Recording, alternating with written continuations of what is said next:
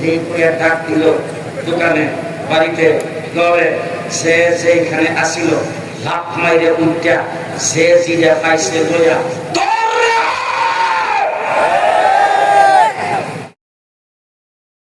সর্বশেষ আমার বাংলাদেশ হওয়ার আগে যখন দেশটা পাকিস্তান ছিল, আইয়ুব খান ফ্যামিলি প্ল্যানিং আইন যখন জারি করেছেন, হযরত শামসুল হক ফরিদপুরি রাহমাতুল্লাহ আলাইহি তিনি গর্জে উঠে বলছেন, আয়ান কুসুদ্দিন ও আনা হিজুন, আমি শামসুল হক ফরিদপুরি জিন্দা থাকতে আইয়ুব খানের ফ্যামিলি প্ল্যানিং আইন এই দেশে বাস্তবায়ন হবে, তা হতে দেওয়া যাবে না। দেশ যখন স্বাধীন হয়েছে, যখন এই দেশে ইসলামিক তাহজিব তামাদ্দুনকে ধ্বংস করার জন্য নাস্তিকার মুরতাদরা যখন রাজনীতির মাঠে নেমেছেন, হযরত হাফিজ হুজুর রাহমাতুল্লাহ আলাইহি 1981 সালে রাষ্ট্রপতি নির্বাচনে এসে তিনি ঘোষণা দিয়েছেন, আমার এই বৃদ্ধ বয়সে আমি জিন্দা থাকতে দ্বীনের সামান্যতম ক্ষতি হবে তা বরদাস্ত করা হবে না। তসলিম নাসরিন কুরআন পরিবর্তনের কথা বলেছেন, মুফতি ফজলুল হক আলানি গর্জে উঠে ডাক দিয়ে বলছেন, তসলিম নাসরিন বাংলার মাটিতে থাকতে পারবে না। হাইকোর্ট থেকে দুইজন বিচারপতি ফতোয়ার বিরুদ্ধে যখন রায় দিয়েছে, মুফতি আমিনী শাইখুল হাদিস ওয়াহিদুল হক মাঠে নেমে আওয়াজ দিয়েছেন, ফতোয়া থাকবে আমরা থাকবো, ফতোয়া থাকবে না আমরাও থাকবো।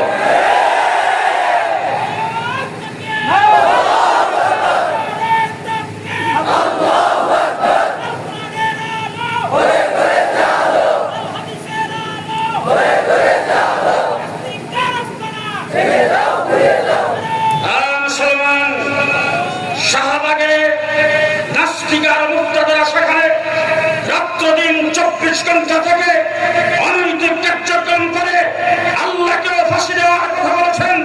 আমার রাসূল তো কত ভাষায় গালি দিয়েছেন। আল্লামা আহমদ শফি শাপলা চত্বর আগমন করে রক্তের বন্যা বসায় দিয়ে দিনকে হেফাজত করেছেন। 2021 সালে বাবরি মসজিদ ধ্বংস করেছেন মোদী। গুজরাতের মুসলমানদেরকে কুচকারা করেছেন,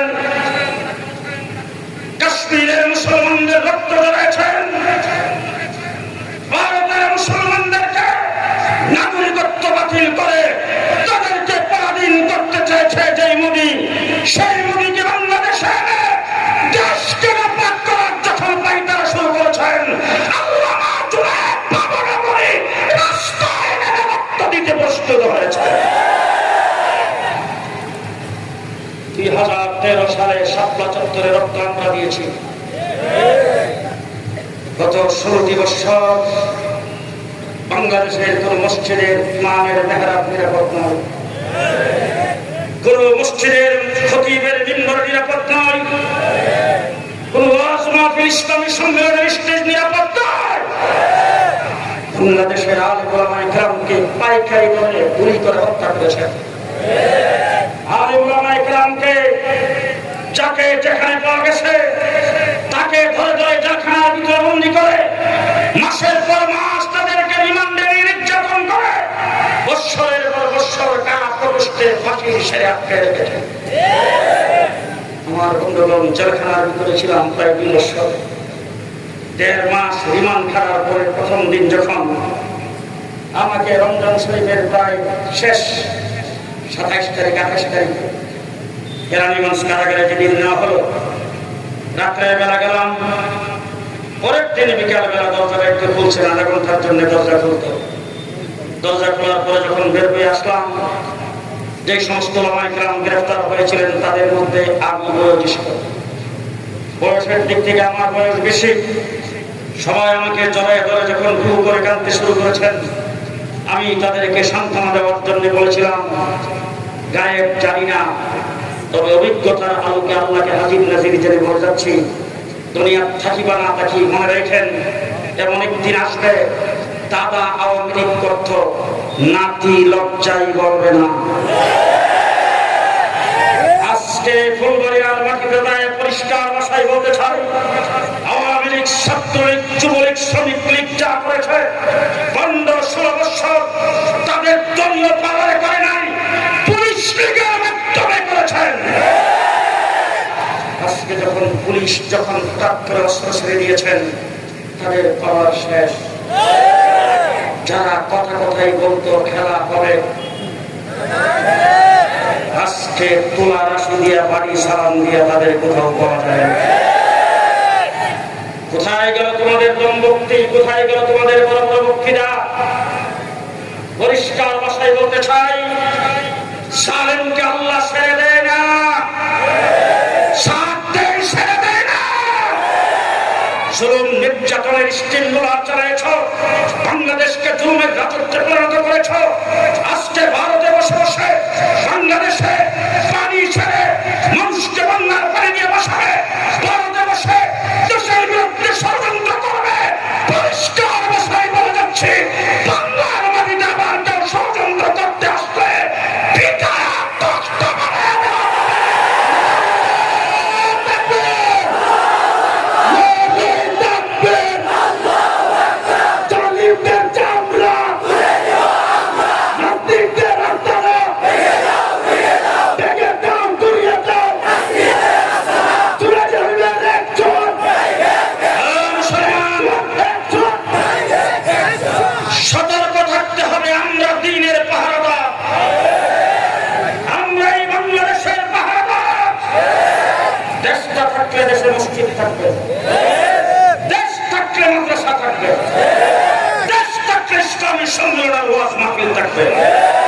সুতরাং ইমাম বুখারী রাহমাতুল্লাহ আলাইহি অধ্যায় কায়েম করেছেন, বাবু হুকুল ওয়া মিনাল ঈমান।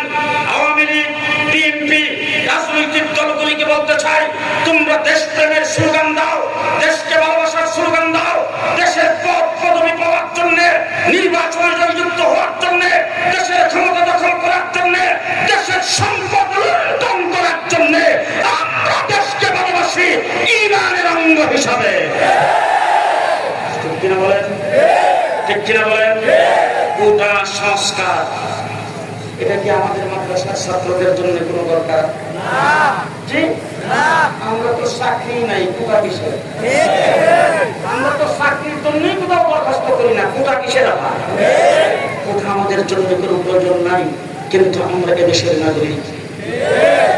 স্কুল কলেজ ইউনিভার্সিটির যুক্তির আন্দোলন, স্কুল কলেজ ইউনিভার্সিটির ছাত্রদের দাবি নিয়ে তারা যখন রাস্তায় নেমেছেন, আবু সাইদকে যখন গুলি করে পাখির মতো যখন প্রকাশ্যে হত্যা করেছেন, আমার কওমি মাদ্রাসার ছাত্ররা স্কুল কলেজের ছাত্রদের সাথে কাঁধে কাঁধ মিলিয়ে রক্ত ঝরাও দিয়েছে।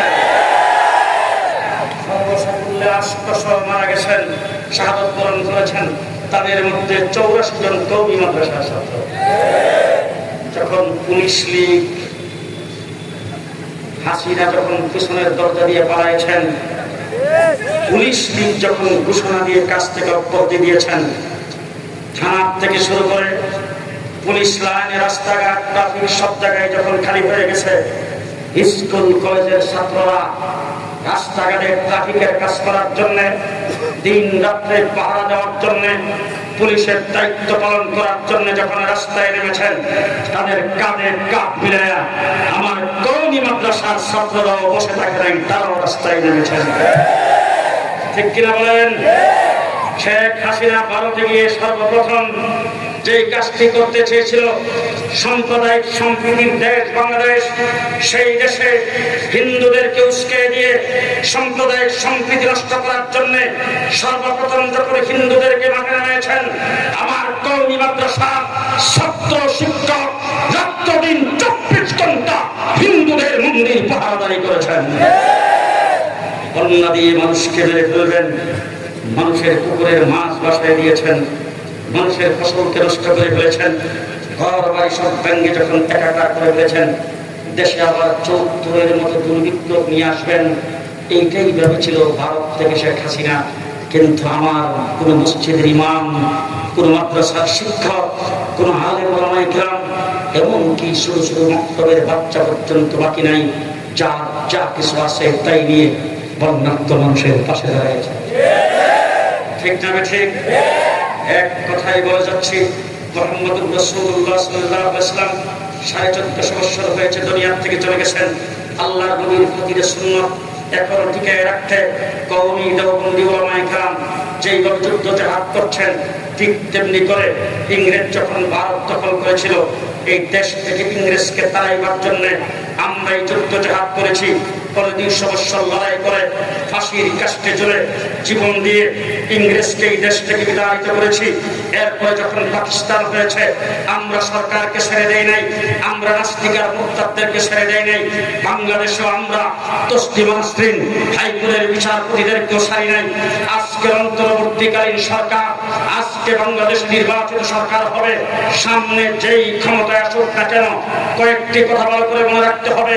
যদি কোন কমিশন দেশ শাসন করার জন্য গঠন করা হয়, যদি শিক্ষা ব্যবস্থাকে সুচারুরূপে পরিচালনার জন্য কোন শিক্ষা কমিশন গঠন করা হয়, সেই কমিশনে কোন আইনকে যদি না রাখা হয়, সেই কমিশন ডাস্টবিনে নিক্ষেপ করে দেওয়া হবে। ডাস্টবিনে নিক্ষেপ করে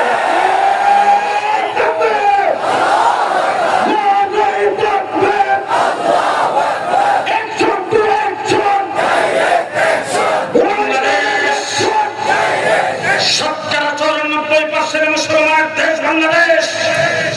মাদ্রাসায় যারা পড়ে তারা দিন শিখবে, স্কুলে যারা পড়ে তারা দিন থেকে দূরে থাকবে। মাদ্রাসার ছাত্রের জন্য উজুর ফরজ জানা যেমন ফরজ, স্কুলের ছাত্রদের জন্য তাহলে matric, IA, BA, MA pass করার পরে একটা ছাত্রকে যদি জিজ্ঞেস করেন 2 রাকাত নামাজে কয়টা সুন্নাত, হুজুর ফরজ কয়টা, গোসলের ফরজ কয়টা, নামাজের ফরজ কয়টা, একটা স্কুল কলেজে পড়া ডক্টর উপাধি নিয়েছে, পিএইচডি করেছেন, বিসিএস হোল্ডার, সে পর্যন্ত বলতে পারে না এই শিক্ষা ব্যবস্থা বাংলার মাটিতে চলবে না। পরিষ্কার ভাষায় বলতে চাই, স্কুল কলেজ ইউনিভার্সিটির শিক্ষানীতি প্রণয়নে আলেমের সাথে পরামর্শ করে প্রণয়ন করতে হবে। কে কে রাজি আছেন হাত তুলে দেখান। সংগ্রামী সাথী বন্ধুগণ, আপনারা সবাই সজাগ আছেন তো? থাকবেন তো? থাকবেন? আপনাদের ফুলবাড়িয়া বাজারে কোনো নাইট ক্যাম্প নাই? নাইট ক্যাম্প আছে? গভীর রাত্রে চলাফেরা কিন্তু আমরাই করি। এই যে আজকে আপনাদের এখানে আসছি, পরে আরো মাহফিল আছে, সেগুলো করে যেতে গভীর রাত্রে হবে। গভীর রাত্রে যখন গ্রামে গঞ্জে বিভিন্ন জায়গার উপর দিয়ে যখন যাই, তখন বাজারের মধ্যে বিশাল বড় বাজার, নাইট গার্ড হলো 8 জন। নাইট গার্ডের হাতে কি রাইফেল, বন্দুক, লাঠি হাতে নিয়ে নাইট গার্ড সারা রাত্রে কি দাঁড়ায় থাকে না, এরা ভয়। আইল্যান্ডের উপরে দোকানের সামনে কোন দোকানের বারান্দায় বসে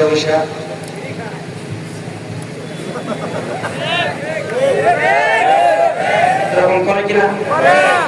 সেইখানে বাজারের ভিতরে গাড়িটা ঢুকে, গাড়ির লাইটটা সবে করা মাত্র, আওয়াজটা শোনা মাত্র, ওটার পরে সর্বপ্রথম কাম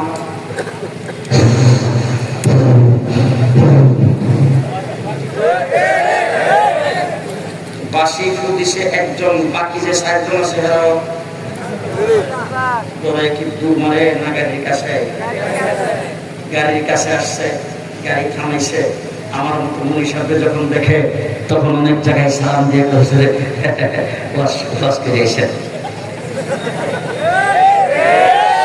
আবার অনেক সময় আমাদের জন্য দোয়া করে। এখন আমি শিখেছি আমার প্রাইভেট কার, আমার সঙ্গে খাদেমার ড্রাইভার, ঢাকায় যদি প্রাইভেট কার না হয় জি, এরা কি আমার মতো 3 জন না, একাধারে 14 জন, আমার মতো মেরাকটা কেউ না, স্বাস্থ্যবান জি, অস্ত্র শস্ত্র, কাটা রাইফেল, পিস্তল, কুচবল্লম আছে না নাই? এখন ঢাকাইতে এসে 14 জন, নাইট গার্ড কয়জন? নাইট গার্ডের হাতে আছে কি, আর ডাকাতের হাতে 5 জনে কি 14 জন লোক থাকবো?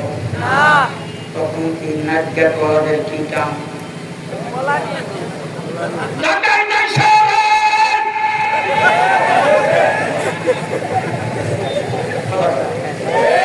ঠিক কিনা?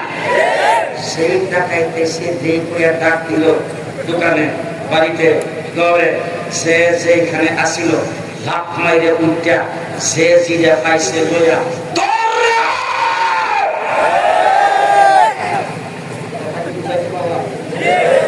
আমরা পেলাম দিন ইসলামের এই দেশের নাইট গার্ড, তারবিয়াতুল ওয়াজিন নাইট গার্ড, ওলামায়ে কেরাম হলো নাইট গার্ড। তসলিম নাসরিন যখন আসছে আমরা বলছি ডাকাইতাইছে রে, আপনারা বলছেন দর রে। হাইকোর্ট থেকে দুইজন বিচারপতি ফতোয়ার বিরুদ্ধে রায় দিয়েছে। মুফতি ফজলুল হক আমি ডাক দিয়ে বলছেন ডাকাইতাইছে রে, আপনারা ময়মনসিংহ থেকে বলছেন দর রে। তেমনি করে আল্লামা আহমদ শফি শাহবাগীদের বিরুদ্ধে বলছেন ডাকাইতাইছে রে, আপনারা বলছেন দর রে। হয়ে যায় ঢাকা শহর ঘেরাও করেছেন। আগামী দিনে নাস্তিকের মুক্তা বাংলাদেশে ইসলামকে শেষ করার জন্য আসবে। এই দেশের স্বাধীনতা নস্যাৎ করার জন্য কোন স্বাধীনতা বিরোধী আসবে, আমরা ডাক দিয়ে বলবো ডাকাইতাইছে রে। আপনারা কি দৌড় বলে সামনের দিকে যাইতে কে কে রাজি আছে?